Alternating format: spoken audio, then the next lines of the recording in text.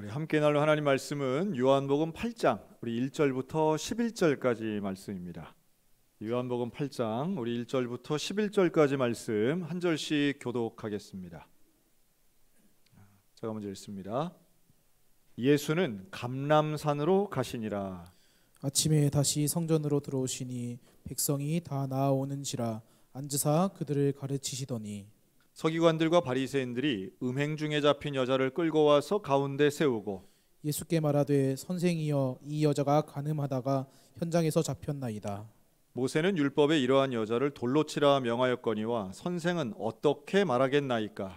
그들이 이렇게 말함은 고발할 조건을 얻고자 하여 예수를 시험함이러라.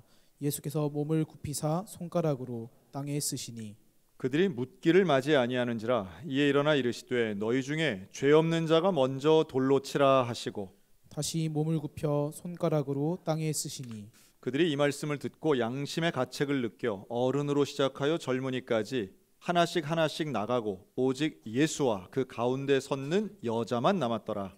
예수께서 일어나사 여자 외에 아무도 없는 것을 보시고 이르시되 여자여 너를 고발하던 그들이 어디 있느냐 너를 정죄한 자가 없느냐. 다 같이 읽습니다. 대답하되 주여 없나이다. 예수께서 이르시되 나도 너를 정죄하지 아니하노니 가서 다시는 죄를 범하지 말라 하시니라. 아멘. 자, 우리 오늘 요한복음 8장 우리 읽었는데요. 그 중에 이제 11절까지는 아주 특별하지만 상당히 유명한 이야기죠.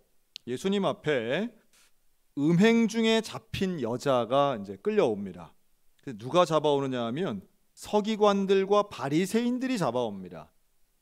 아마 이 본문은 설교 여러 차례 들으셨고 잘 아시죠. 그래서 이게 어떤 면에서 이례적인가 하면 현장에서 잡혔다는 거예요. 그리고 이게 사실 이렇게 현장에서 잡힐 수 있는 죄가 아닌데 이게 현장에 잡혔다는 게 상당히 특별하고 특이하고, 그리고 두 번째는 여성만 끌려왔다는 게 또 특별합니다. 음행의 죄는 혼자 짓는 게 아니죠. 이 시대에 음행의 죄라는 건 반드시 상대자가 있든지 아니면 여러 명이 있든지 해야 되는데 이게 이제 범법자가 오로지 여성 한 명 끌고 왔다는 거예요. 그러니까 이런 면에서 본다면 이건 좀 공정성도 좀 떨어진 수사였다 이렇게 볼 수 있고요.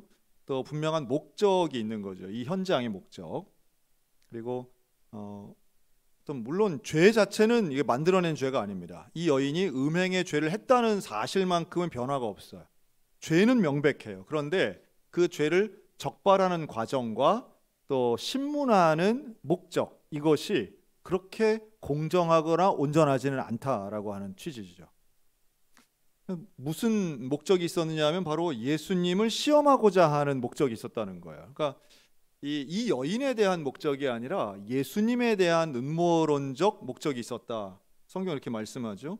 그게 6절에 보시면 그들이 이렇게 말함은 고발할 조건을 얻고자 하여 예수를 시험함이러라.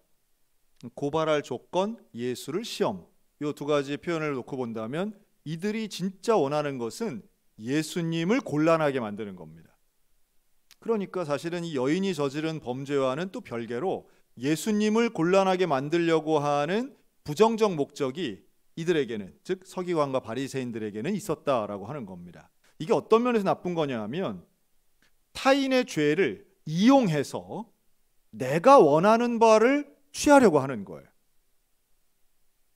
여러분, 죄를 심판할 때는 목적이 무엇일까요? 잘못한 것을 이렇게 벌을 주는 벌의 목적은 그 사람을 괴롭히는 것 자체가 목적이 아니라 사실은 다시는 이런 잘못을 하지 말라고 하는 변화, 개선이 목적이 돼야 됩니다. 사실은 벌과 징계의 목적은 그런 게 있는 거죠. 사람을 감옥에다 가둔다라고 할 때 감옥이 목적이 될 수 없는 거죠. 감옥 안에 있으면서 내가 잘못한 걸 뉘우치고 후회해서 그 불편한 것을 기간을 잘 있다가 나오면 다시는 그런 죄를 짓지 않게 하는 것.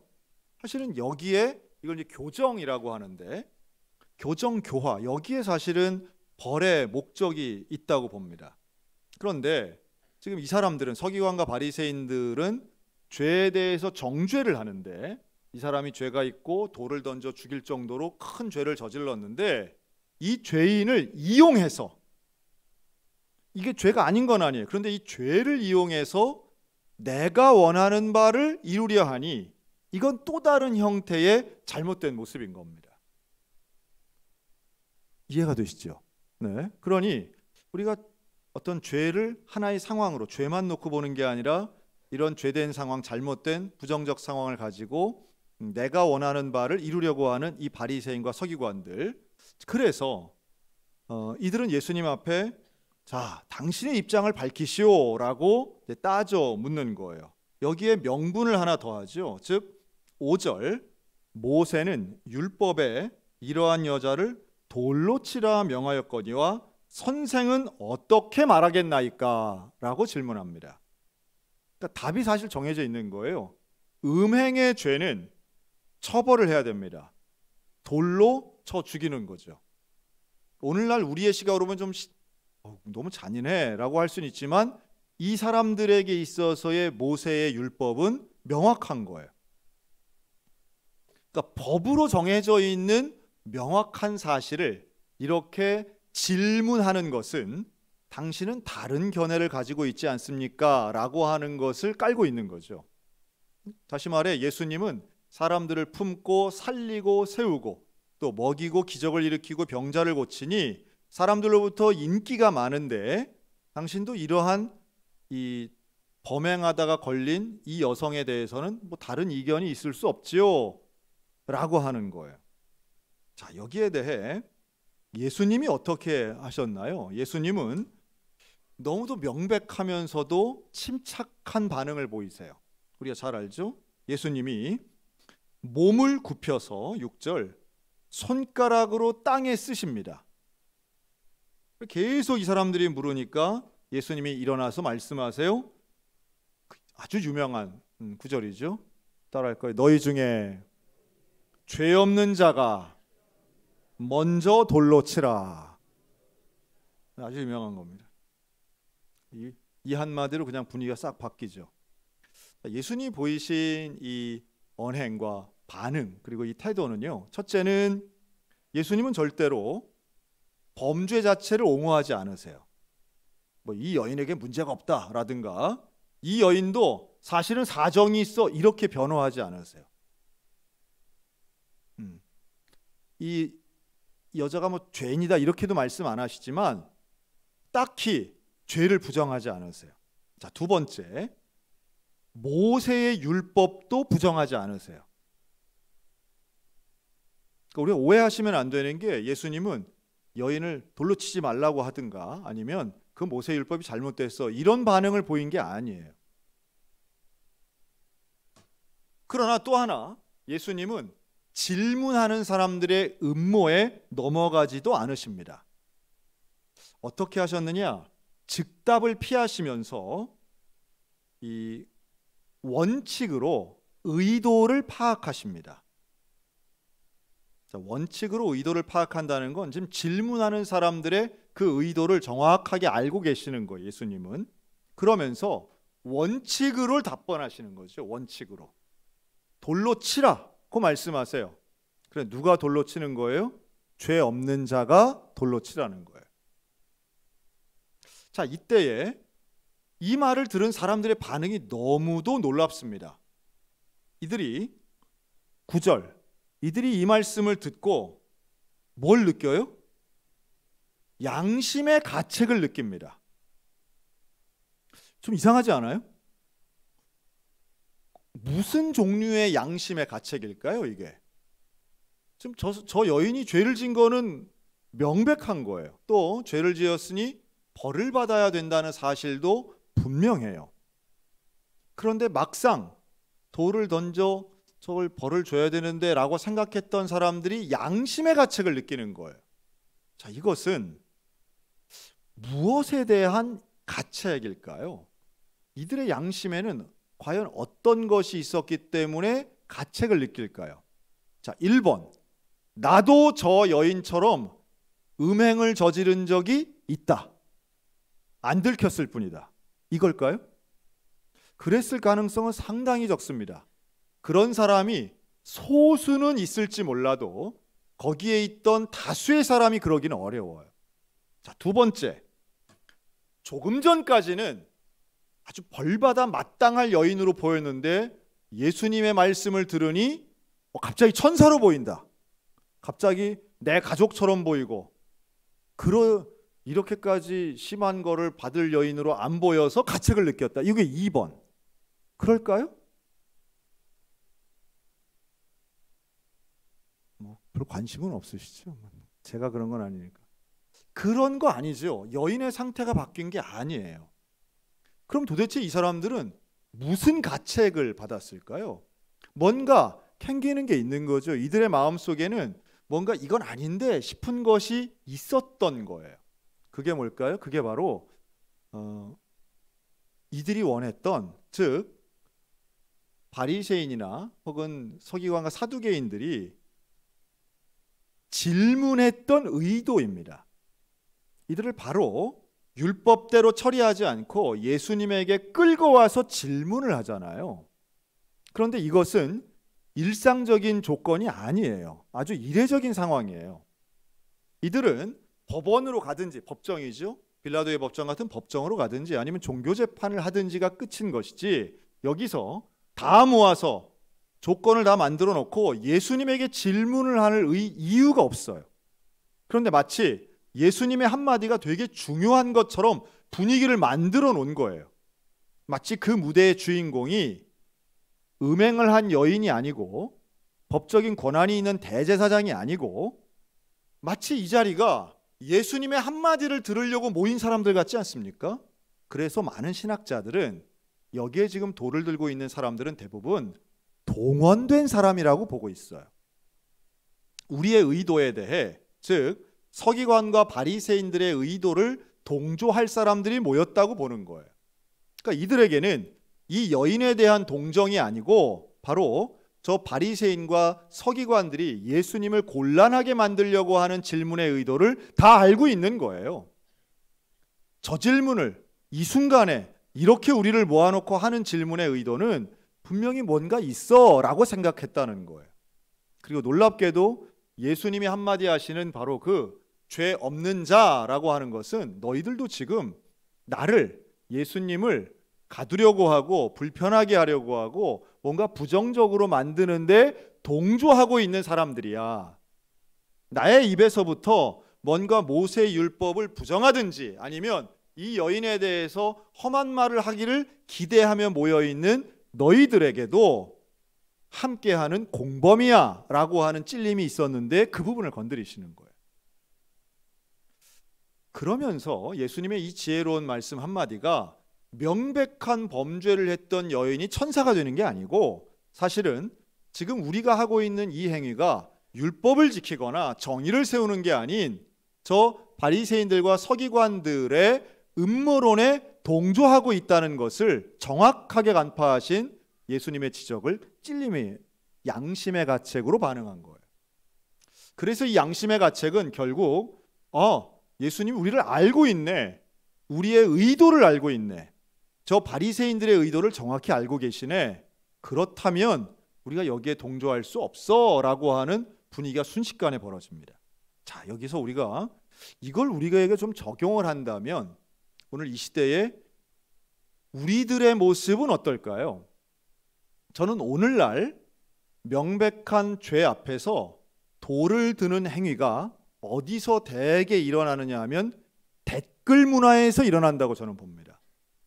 인터넷 댓글 문화, 카톡방에 있는 온라인 폭력, 이런 걸 보면요, 사람들이 얼마나 이기적이고 얼마나 분위기 안에서 비겁한지를 알 수 있어요. 한 명 죽이는 거 일도 아니에요. 와 달겨들어서 그냥 너도나도 싸잡아 욕합니다. 그런데 그 싸잡아 욕하다가 또 일순간에 분위기가 달라지는 거예요. 그거 아니더라 라고 하면 또 확 그럴 줄 알았다 하면 또 확 달라집니다. 사람들이요, 미움의 방향도 일순간이고요, 또 그 미움의 상대가 이렇게 달라지는 것도 일순간이에요. 우리는 우리 손으로 뽑아놓은 대통령이 오늘 체포되는 걸 봤습니다. 그리고 그 대통령에 대해서 분명히 우리 우리나라 국민의 절반 이상이 지지했던 사람임에도 불구하고 지금 우리는 그 대통령을 욕하는 사람이 훨씬 더 많은 분위기 속에 살고 있어요. 여러분, 찬반을 떠나서 좀 이상하지 않습니까? 같은 사람에 대한 평가와 반응이 이렇게까지 달라질 수 있다는 게 바로 다른 사람의 모습이 아닌 바로 나의 모습인 거예요. 어느 날은 막 대단하다, 훌륭하다 하다고요. 어느 날은 죽여라, 나쁘다, 안 되겠다라고 하는 거예요. 그런데 그런 기준이 어디 있는가? 그런 판단의 기준이 대개는 전체적 사회적 분위기일 가능성이 높아요. 그러니 누구를 정죄하거나 비난할 때는요, 정말 신중에 신중을 기해야 합니다. 죄를 지적하는 것과 죄인을 비난하는 것은 조금 다르기 때문이에요. 그리고 그 죄를 가르는 것도 역시 마찬가지예요. 예수님께서 이 말씀을 하시잖아요. 너희 중에 죄 없는 자가 돌로 치라. 그런데 이 말씀을 아무데나 갖다 붙여서도 안 되는 거예요. 명백히 잘못했는데, 특히나 이 말을 누가 제일 좋아하는지 아세요? 죄를 지은 사람들이 되게 좋아하더라고요. 누가 자기한테 막 지적을 하면 너는 잘했어? 뭐 되게 이런 거잖아요. 너는 얼마나 깨끗해서 깨끗한 사람이 나를 욕해야지. 뭐 이렇게 나오는 건 잘못된 적용입니다. 오늘의 이 1절부터 11절을 보시면요, 이 여인은 말 한마디 안 해요. 뭐 억울하다, 살려달라 이런 말 안 합니다. 예수님도 이 여인에게 너 어쩌다 이런 일을 했어? 그 상대방은 누구야? 도대체 널 잡아온 사람들은 어떻게 널 잡은 거야? 이런 거 묻지 않아요. 원인, 과정 이런 걸 추궁하거나 묻지 않아요. 대화가 없어요. 그런데 예수님과 이 여인 사이에 첫 번째 대화가 바로 오늘 설교 제목인 거예요. 여자여, 너를 고발하던 그들이 어디 있느냐? 이게 첫 번째 대사예요. 대화예요. 예수님은 이 여인의 사정, 상황, 사연에 대해서 묻지 않아요. 물론 예수님이니까 아실 수 있겠죠. 그러나 그걸 가지고 다른 사람들이 알도록 뭐 음모에 빠졌어요, 뭐 함정에 빠졌어요, 그 남자가 더 나빠요, 이런 거 상관없어요. 그게 아닌 예수님이 이 여인에게 진짜 관심이 있는 부분은 무엇인가 하면, 자, 잘 보세요. 그들이 어디 있느냐? 그랬더니 이 여인이 드디어 여인의 목소리 처음 나오는 거예요. 너를 정죄한 자들이 어디 있느냐? 그랬더니 대답하되 주여 없나이다. 이게 여자가 한 말이에요. 그렇죠? 질문에 대한 답변 한마디 한 거예요. 그리고 예수님이 정말로 하고 싶으신 말씀이 이거죠. 나도 너를 정죄하지 아니하노니 가서 다시는 죄를 범하지 말라. 사실은 예수님 정말 하고 싶은 말씀은 다시는 죄를 범하지 말라는 거죠. 사실 우리 개념에서 본다면 거기에 모인 사람들 중에 돌 들어서 던질 수 있는 자격은 누구만 있어요? 죄 없는 자는 한 사람뿐이잖아요. 예수님만 자격이 있잖아요. 예수님이 안 던지면 못 던지는 거죠. 그런데 나도 너를 정죄하지 않겠다. 그것은 왜 예수님은 다른 사람들로 하여금 돌을 못 던지게 하고 예수님도 정죄하지 않으실까요? 이것은 이 여인은 자신의 죄에 대해서 100% 인정하기 때문입니다. 억울해하거나 죄를 부정하지 않아요. 끌려 나와서 수치를 당하고 사람들로부터 공격을 당하고 사람들 속에 고립을 당했지만 이 여인은 말 한마디 하지 않아요. 내가 마땅히 받아야 될 벌을 받는다는 태도예요. 그것은 자신의 죄를 인정하는 거죠. 그리고 타인의 정죄를 수용하고 있어요. 그러니까 이 말은 죄 없는 자가 돌로 치라든지 혹은 억울하다는 말은요, 뻔뻔한 사람들이 하는 거예요. 뻔뻔한 사람들이. 그리고 이런 뻔뻔한 사람들에게는 죄 없는 자가 돌로 치라는 논리가 통하지 않아요. 만약에 이 여인이 만약 나 억울해요, 나는 음모에 빠졌어요, 만약 이런 식의 반응이었다면 저는 예수님이 다르게 행동하셨을 거라고 봅니다. 또 만일 이 여인이 자신의 죄에 대해 반성하거나 변화할 기미가 없다면 예수는 이렇게 말씀하지 않으셨을 거라고 확신해요. 왜냐하면 뻔뻔한 사람들을 대하는 예수님의 태도는 다르기 때문이에요. 예를 들면 마태복음 23장에 보면 예수님이 29절 화 있을진저 외식하는 서기관들과 바리새인들이여 33절 뱀들아 독사의 새끼들아 너희가 어떻게 지옥의 판결을 피하겠느냐. 여러분 예수님은 욕설을 하셨을까요? 안 했을까요? 지금 듣고도 모르세요? 뱀들아 독사의 새끼들아 말하셨다니까요. 오늘날로 치면은 이 개새끼야, 이 망할 놈들아, 이 죽일 놈들아 라고 말씀하신 거예요. 예수님이 욕을 하세요. 그러니까 예수님이 모든 죄를 지은 사람들을 다 괜찮아, 다음에 안 하면 되지 이렇게 대하는 게 아니에요. 그렇게 대한 사람들도 있지만 그 죄를 짓고 있는 사람들을 향해서 이 화 있을진저 니들은 다 망할 거야, 니들은 죽을 거야, 니들은 지옥 갈 거야, 이 독사의 자식들아 라고 말하는 사람들이 있었다는 거예요. 이 차이가 뭘까요? 자기의 죄를 인정하는 사람들을 대하는 것과 뻔뻔한 사람을 대하는 게 완전히 다르셨어요. 그러니 똑같이 죄 없는 자가 돌로 치라는 이 표현을 아무데나 갖다 붙이면 안 된다는 거예요.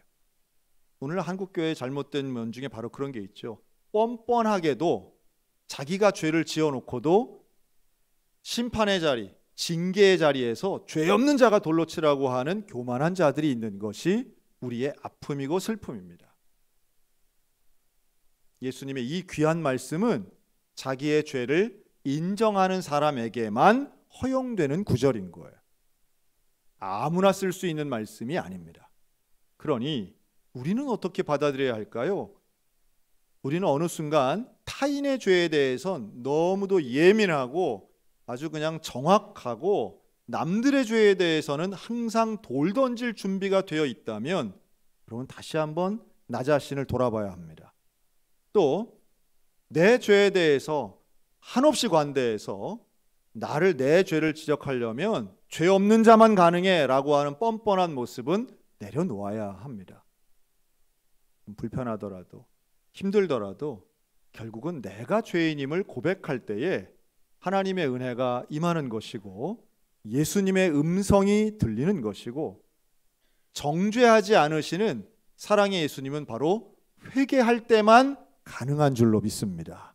그러니 이 혐오와 미움이 가득한 이 시대에 여러분 내가 들었던 돌 좀 내려놨으면 좋겠습니다. 남들을 향해서 언어가 되었건 뭐 말이 되건 아니면 눈총이 되건 그런 공격하고 미워하는 건 좀 내려놓고요. 남들 다 미워할 때 나까지 그거 보태는 건 의미가 없습니다. 그러지 않고 오히려 이 시대에 정말로 예수님이 원하시는 것, 다시는 그러한 죄를 범치 말라고 하시는 예수님의 목적에 귀를 기울여야 할 것입니다. 그리고 진짜로 공격해야 될 대상이 누구인가? 예수님도 서기관과 바리새인들에 대해 잘 따져보면 지금 이 여인을 끌고 온 그 사람들에 대해서는 예수님은 가차 없으셨어요. 연약한 자에게 돌을 드는 건 누구나 할 수 있습니다. 비겁하죠. 그런데 정말 힘 있는 자를 향해서 가차 없는 하나님의 정의의 말씀을 던지는 것, 심판의 메시지를 던지는 건 쉬운 일이 아닙니다. 오늘 우리들에게 현장에서 잡혀온 이 여인을 향해 너를 정죄한 자가 어디 있느냐라고 말씀하시는 그 순간이야말로 이 여인은 자유와 위로 내 편을 얻는 순간이 되었을 것입니다. 그리고 그 예수님의 음성이 오늘 우리들에게도 똑같이 적용돼요. 내가 돌을 내려놓고 오히려 나의 죄를 회개하고 예수님을 바라볼 때 예수님 우리에게도 똑같은 말씀하실 거라고 봅니다. 너를 미워하는 자들 다 어디 갔느냐? 너를 공격하던 상황들 다 어디 갔느냐? 너를 저주하고 정죄하고 너를 따돌리던 그 모든 악한 세력들 다 어디로 갔느냐? 나도 너를 정죄하지 않겠다. 나는 너의 편에 서겠다. 그러니 너도 다시는 죄를 짓지 말고 그런 욕심과 욕망의 종이 되지 않고 나를 따라 복음의 사람이 되라고 하시는 그 주의 음성에 귀를 기울이며 오늘도 하나님의 사람 예수 그리스도의 시대를 다 되시기를 주님의 이름으로 축원합니다. 아멘. 기도하겠습니다.